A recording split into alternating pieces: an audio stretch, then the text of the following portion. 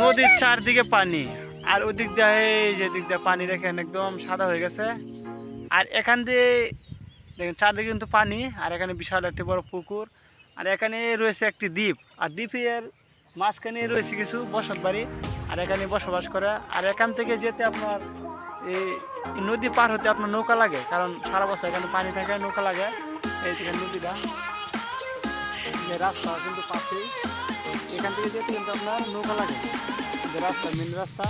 আর এখান থেকে উঠলে আপনার সরাসরি ঢাকা যাওয়া যায়, এরকম পরিস্থিতি আছে। আর এদিক দেখেন পানি, এখন কিন্তু বর্ষাকাল, আর বর্ষাকালে কিন্তু দেখেন পানি কিন্তু আসতেছে, ইন্ডিয়ার পানি এদিক থেকে দেখেন পানি একদম ভরে গেছে, এখন ডল পড়ে গেছে কিন্তু। তার আমরা এখানে এই যে দিঘির পাড়ে বসে আছি, আর এই দেখেন বাড়িঘর, এই দ্বীপের মধ্যে বাড়িঘরগুলো কিছু বসত বাড়ি বসবাস করে। আর এখান থেকে যেতে আপনার নৌকা লাগে, নৌকা ছাড়া কিন্তু যাওয়া কোনো যাওয়া যাবে না, সারাক্ষণ পানি থাকে। এই হলো গ্রামের অবস্থা। গ্রামের অবস্থা আপনার কাছে অনেক দুঃখজনক, কারণ বর্ষাকালে গ্রামে যাওয়ার অনেক কঠিন হয়ে যায়, চারদিকে পানি থাকে, বাড়ি ঘরে পানি।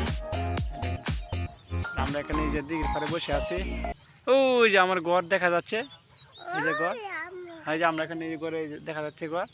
আমরা এখান থেকে আসলাম, ঠিক দিঘির পাড়। তো অসাধারণ, গ্রামের ভিউ কিন্তু অসাধারণ দেখতে, কিন্তু এখন হচ্ছে বর্ষাকাল সিজন, তাই কিন্তু যে পানি আসতেছে ইন্ডিয়ার পানি, কিন্তু এই নদীতে কিন্তু আসতেছে ইন্ডিয়ার পানি, চতুর্দিকে কিন্তু পানি হয়ে গেছে। একটু পরে দেখবেন যে এগুলো সব টান টান পানি হয়ে গেছে।